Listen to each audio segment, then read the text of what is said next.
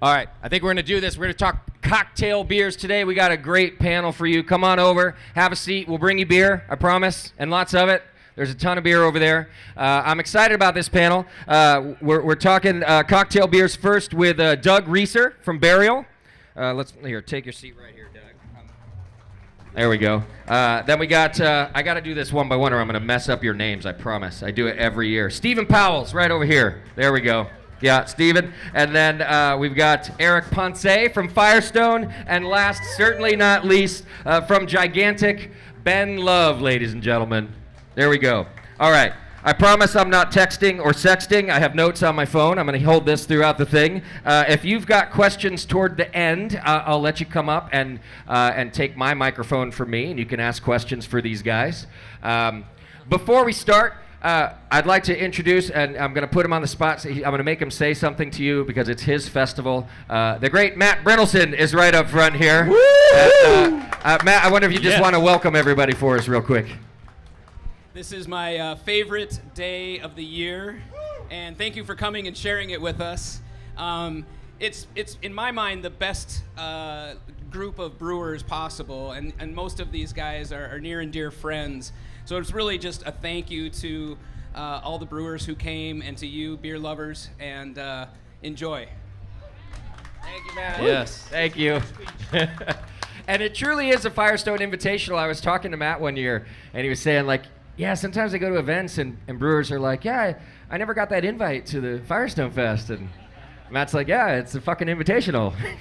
You can't come unless I invite you. So it really is a good group, hand curated by Matt Brynelson, both friends and, of course, great brewers. So like I said, today we're going to be talking about cocktail beers, which is, you know, there's always a new craze in beer. And I don't think that cocktail beers are brand new at all, but they've kind of been taking off. And, you know, I'd like to start maybe with a question. If you guys think that cocktail beers are a response to maybe market shifting from beer over to cocktails, and you thought maybe we could make some flavors that crowd would enjoy, or is it more that you wanted to be creative with your own beers and using new ingredients or new flavors? So, Eric, why don't you start with us? What do you think? Is it a response, or is it just you jumping in because you wanted to do it?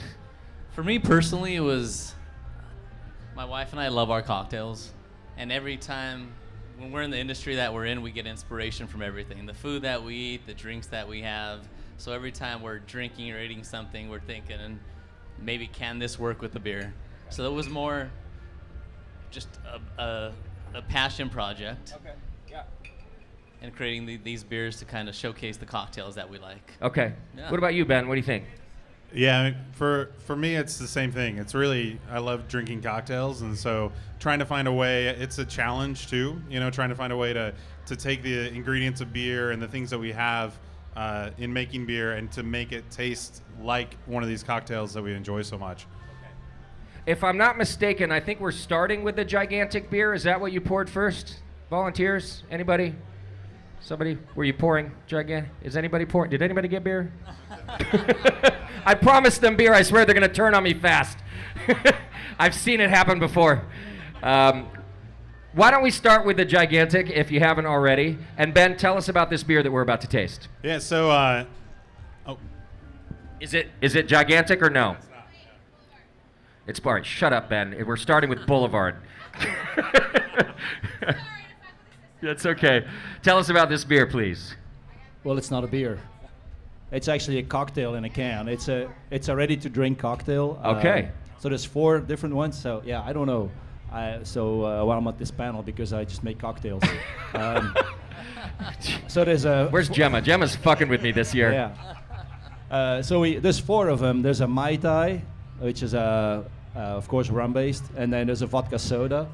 There's a gin and tonic, which does gin-based, and then the last one is a margarita. So I don't know if everybody's going to try all 4 of them, but they're basically ready-to-drink cocktails. They're low in ABV. They're between 5 and 8 ABV, and they're basically like if you're not ready for a beer, but you want something light and stuff like that, that's what this is. Why are they low in ABV? Because of the volume? They're basically like well, yeah, if you don't want a beer and you don't feel like a beer, but you want the same alcohol, you don't want to get boozed up on a 20% can of cocktail. That's basically what it is. Okay. All right. And what made you guys do the can option? Again, was this like a response to a market, or you just thought, no, this would be fun to put cocktails in a can? Well, there's actually two reasons. One, we paid way too much money for a can line, so we had to use that can line. That's the real answer. Do you want the more marketing answer? No, just joking. We've always made, like every brewer, we're inspired by cocktails. So we've always played with different flavors. We made Ryan Rice, Sazerac. We've made a triple julep. We've also been making some beers with fruits. So it's kind of for us kind of the next step into this. So I'm sorry for a business question, but did you have to get a separate license in order to put cocktails? Are you a distillery for that, or? No, you just have to have distilled license for that. Yeah, Okay. we're not a distillery. We buy the distilled spirits. Okay, but you have a distillery license to do We it. do, yep, Okay, yep, got yep. it. And that has to be separate from the brewery, I assume. Exactly. Yeah. If you look at the cans, it says Boulevard Beverage Company, not Boulevard Brewing Company. Got it. Okay. Yeah. And how are these doing for you? How long have they been out, and what have you found? They've been out 3 months. Actually, they're not in the California market yet. So I bootleg these in, Nice. they're doing really well. Actually, the response we're really really worried. I mean, me as a brewer, I was very worried about it because what's gonna happen? I'm not a brewer anymore, but the response has been very very positive. People just love it. It's an alternative for beer drinking. If you don't feel like I'm gonna have a beer and I'm gonna fill up. Now, this one of them is 100 calories, vodka soda, and people love that stuff. Okay. She's gone now, but Beverly, who's running the cameras for me, she went to get one. Of course she did. I was just going to say she didn't have a single beer last night. She went straight to gin and tonic, so I think she'll be bringing home all the leftovers of this. Thank you. Oh, thank you. Liar. All right. Can we also pour a beer now? And as the host, can I request what beer that is? Would that be all right? Maybe the gigantic beer? Can we do that? Everyone's excited about that, and me too. All right. We'll see if this happens, ladies and gentlemen. People like the gin and tonic, whatever they are. How are you guys enjoying the cocktails? Yeah? They're good? Here, I want to try some. Did you all get some up here? Yeah, we got a little bit. So you got four different types. No, we just buy it. It's like unclassified Which gin. one is this? No, it's the gin is My time. Oh, that's the Mai Tai. Yeah. So we tried the gin and tonic as well. So you didn't have to come up with your own recipe. You just found one that works. just found the one that works for us.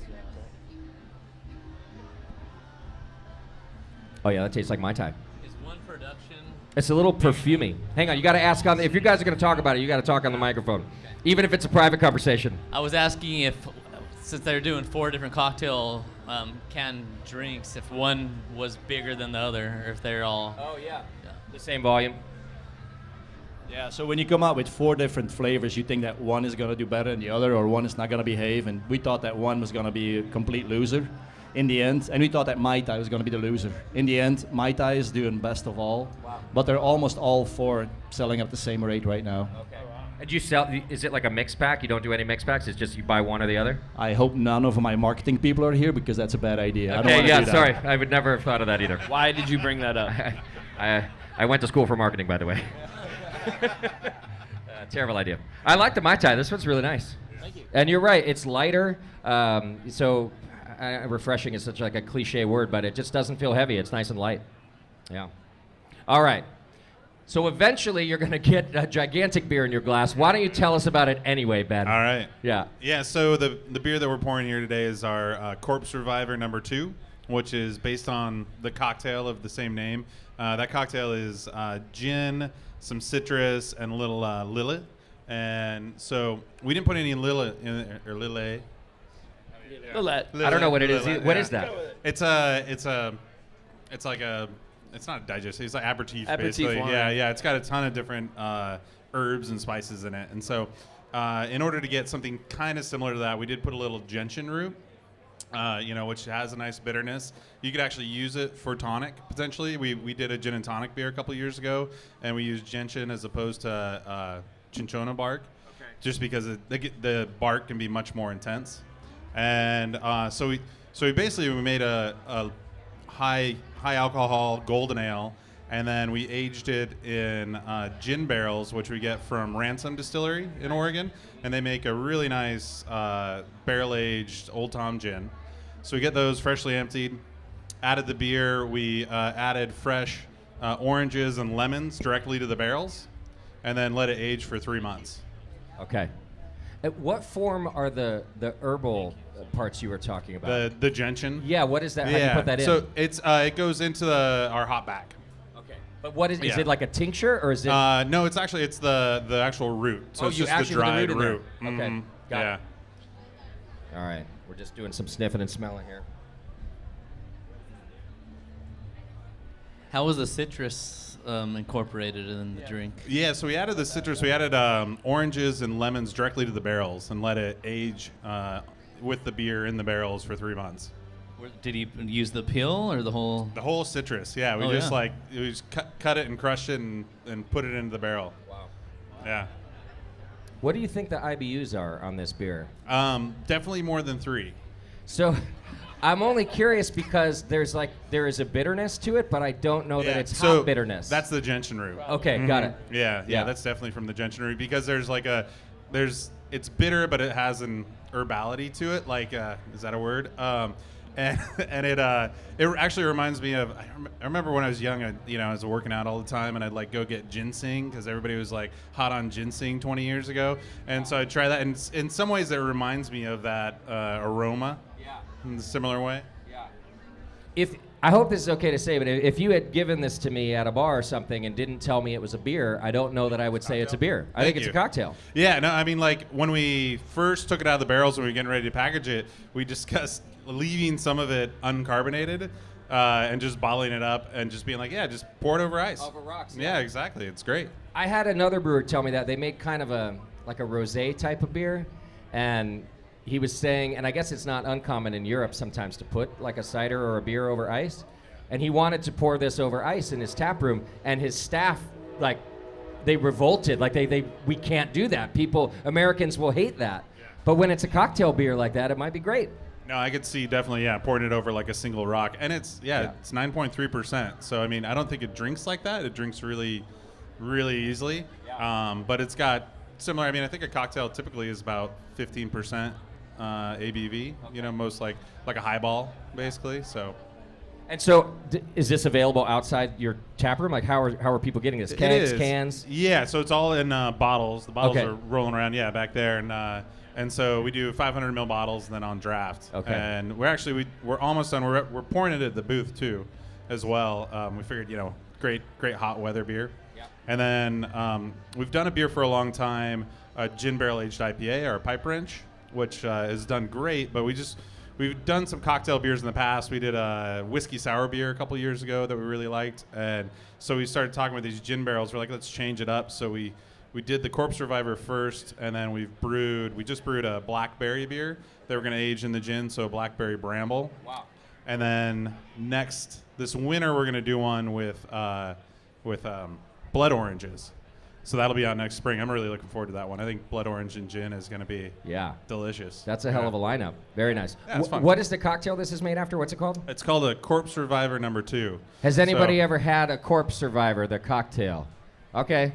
A couple of them? Bill. And what do you think? How close? Thumbs up? Middle? Okay. Both of you. All right. Yeah. Very nice. Yeah, it's very reminiscent. We didn't have the Lillet, so it's it's a little bit different. The cocktail is a lot of times it's a little more tart. Okay. And light. I mean, the Corpse Survivor, it's a New Orleans cocktail, and the idea is that it's like the morning after. Sometimes it could be made with absinthe as well. And so, it's fantastic. Gets you going after you've had a nice long night. I could absolutely drink this the morning after. It actually tastes nutritious. I'm sure it's not, but it tastes that way. If you haven't started to pour another one yet, let's go with Firestone Barrelworks beer this time. Anybody? Cool. All right. It'll happen. Eric, tell us about this beer.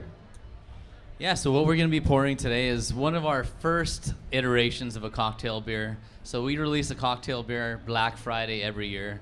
This one you're going to be drinking today was, I think it's almost a year and a half old. It was originally called Dark and Stormy.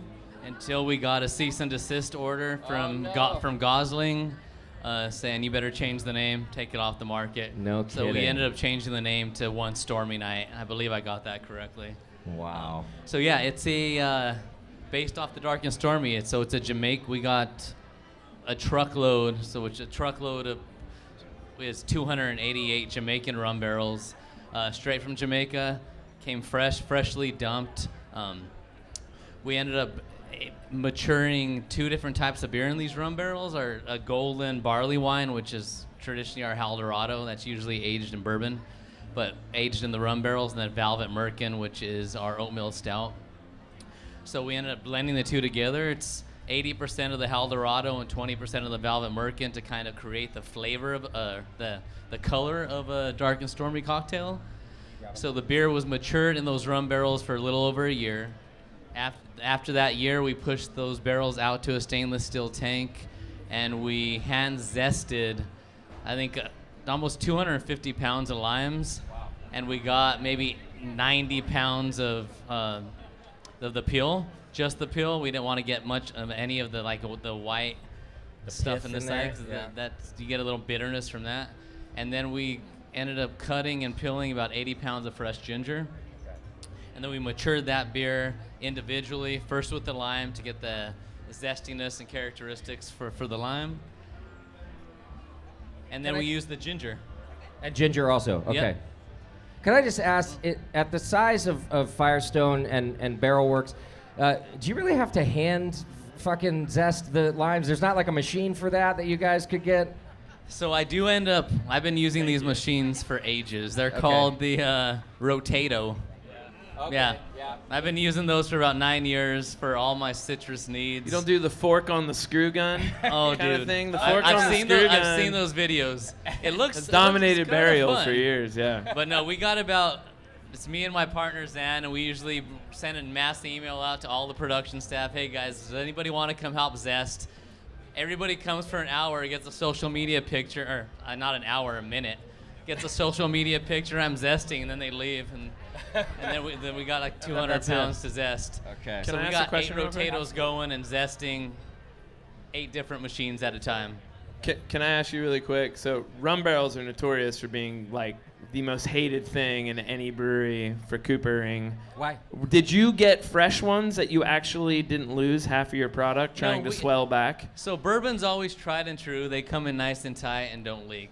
But because they're only their one-time uses.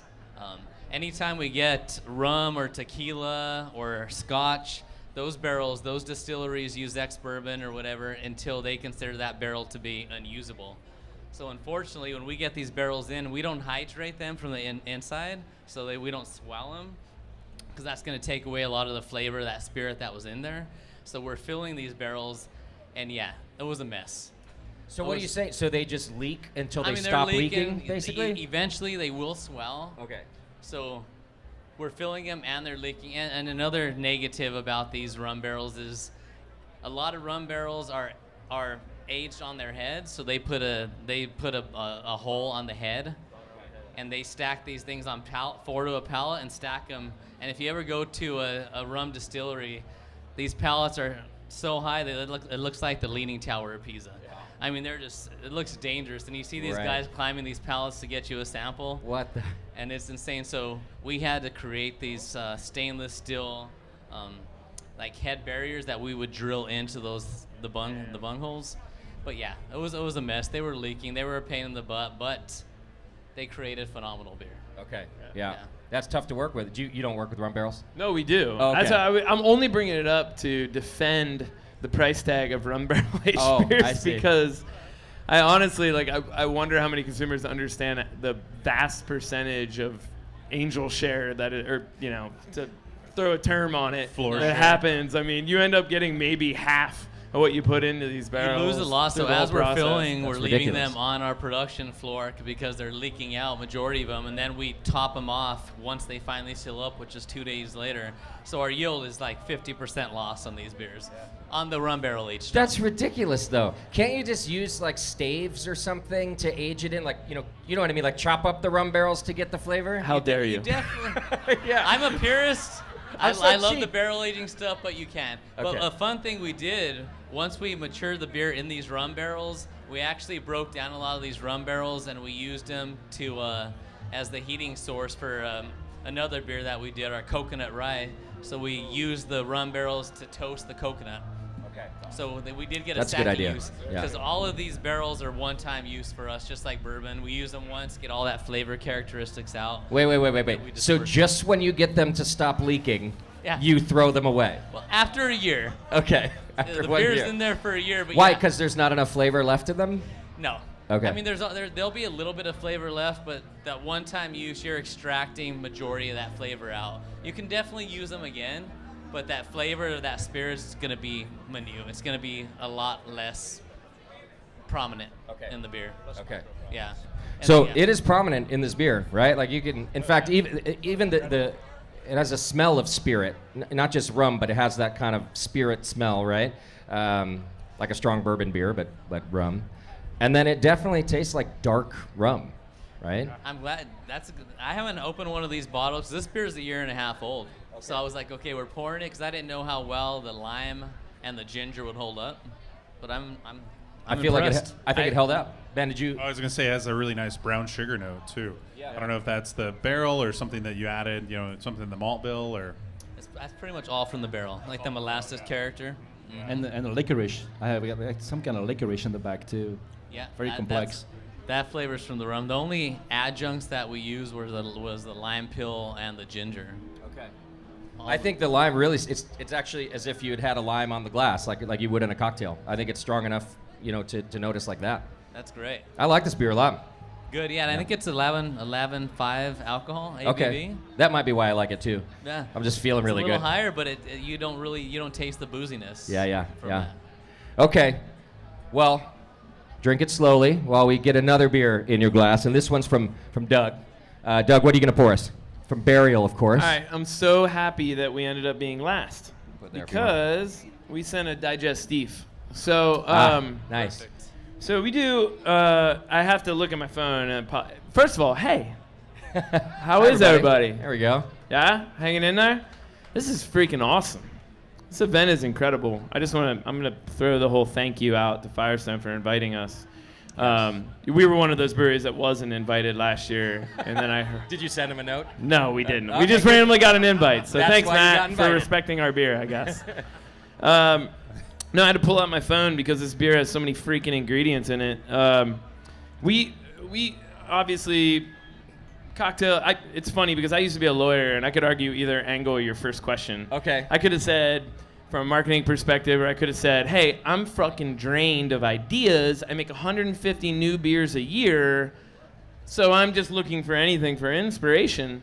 And of course, we are very much into cocktails. But I do think that our industry is trying to attract new customers, and I think hybridization of products has been something that's been very popular over the last couple years.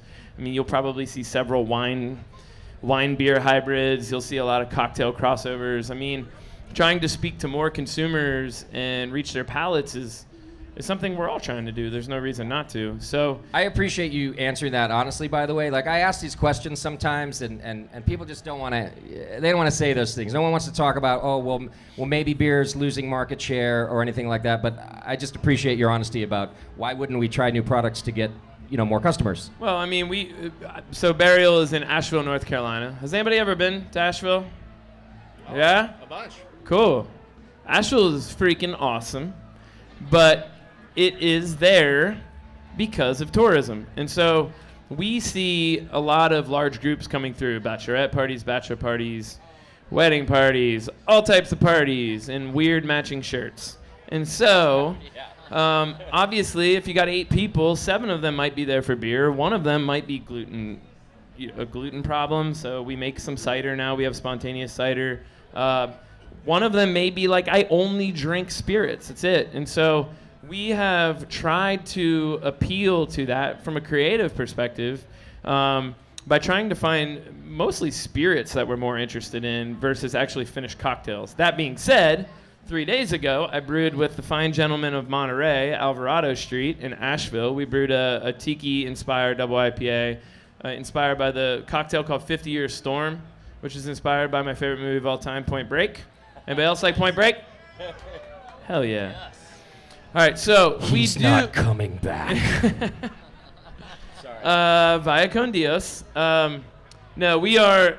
So of course we make some of those beers, but one thing that I love about spirits, and something I'm almost envious about spirits, is the digestive and aperitif qualities of wine and spirits. I am an aperitif guy. Before every meal, I pretty much always drink something that's going to wake my palate. And after every meal, I pretty much always slug an Underberg. Any Underberg fans? Underbergs? Beverly's an Underberg fan. She had 6 last night. Hell yeah. I like you. Yeah. Let's hang later. All right, Underberg fans, great. Or some other aperitif. One specifically that we really enjoy is one called Rabarbaro. Anybody ever had Rabarbaro? Cool. Yes. Get to teach everyone about Rabarbaro. So Rabarbaro is an Italian Amaro. Most Amaros came from Mount Blanc and then kind of the shadow into Italy, Northern Italian Amaros like Fernet. People have heard of Fernet, I hope. Montenegro. Some of those more wider known as Amaro Nonino, which is all orange peel. Rabarbaro is one made, it was inspired by the season of rhubarb that grows in Italy. So rhubarb, depending on the crop that they can select, sometimes is selected for its very tannic and smoky qualities, which kind of it lends to kind of a mentholated quality, which can be used in digestives to help settle your palate. Okay, so rhubarb is a cool thing, but it doesn't grow in Asheville. Well, not naturally. We have mountain wild blueberries everywhere. So the blueberries that came in a year ago were really smoky. They had like a really cool smoky funkiness to them, and we thought that it would work really well to lay down a base for a digestif style sour beer. This beer specifically was started in one of our fooders. It was a kind of a kind of like a Oud Bruin style, if I were to give you the best kind of explanation of what the base beer was. It then went into smaller barrels with these blueberries and re-fermented and put off this really cool, like, smoky, herbal component that still had a little bit of fruit. We then blended it with some other beer and aged that on raisins, tamarind, sweet orange peel, bitter orange peel, licorice root, quassia wood. Bunch of quassia wood fans in here? I totally picked up the quassia wood. Yeah. First thing I was going to mention, I just was letting you go. Galangal root, cinchona bark, which is a source of quinine, and we went with it this year because we really, I love quinine. I'm a tonic fan, and messing with it is very cool when you can do so. It is regulated, and so it's sometimes not worthwhile endeavor. And also gentian root in this as well. So this one, we have made some still sweet digestif beers that literally are like 14-15%. We'll pasteurize them, we'll plug them and bottle them still, and we've used those for fun for our dinners and things that we have. This was us trying to get into something where actually you could kind of drink a whole pour of. So we wanted to use the acid component in more of a combined kind of tannic, blending the tannins of the berries with kind of the acid of that base sour beer. So this beer specifically is like 9%. If you're looking at the bottles, if anybody saw the bottles, they don't say Burial for a reason. Visuals is a side project of my partner Tim and I, who own Burial together. Burial makes a lot of really cool beers, but we have a lot of really weird things. Burial makes beers for everyone. Okay. And Visuals is a beer for the few. And so Visuals has been a really fun experiment for us to work on aperitif and digestif ales and wines. We also make vermouth. And those are going to be released this year. But we are opening a large restaurant called Forestry Camp in Asheville. So next time you come down to Asheville, you can come there and try some of our spirits and wines as well. But it's been a hell of a lot of fun to work with it. And I think from a digestif perspective, this kind of does the trick for me and what I wanted out of it. I agree. Long-winded. Thank you. You're all right. Thank you for the description. And I don't think you left an alcohol out. You should just call the new company alcohol. There's wine, spirit, vermouth, No beer. distillery. Did we miss? Okay, we missed one thing. Gotcha. Yeah, I think it has aperitif qualities. I think that I like that the smoke kind of covers up. It's a very sour base beer, which I enjoy. I like sour, but I think it gets covered up a little bit in a good way to balance it out. And an aperitif would have like some of those strong, sharp notes anyway, wouldn't it? Like an Underberg, right? Like there's nothing mellow about an Underberg. It's very sharp, and I think that this has that as well. Yeah, Underberg is one of those digestives that has no sugar back. Okay, yeah. And this one as well. I mean, other than resting on tamarind and raisin, but we actually kind of let it ferment off. Okay. But that kind of rounds it out a little bit. Yeah, I like all of these. Does anybody have any questions? Because you got just a couple minutes left, or you can just enjoy your beer too. That's all right. Your cocktail beer or your cocktails. It's fine. All right, very good. Well, I want to thank our panel. Of course, we got Ben Love all the way there at the end from Gigantic. Yeah. We've got Eric Ponce from Firestone Walker, Stephen Powles from Boulevard, and last but certainly not least, Doug Reeser from Burial. And not just Burial, but sorry, what was the name of the second one? Visuals. Visuals. There we go. Weirdo for the weirdos out there. Thanks, everybody. We'll be back in about 30 minutes with another panel. Thanks for hanging out with us. I appreciate it. Thanks, guys. Thanks, y'all.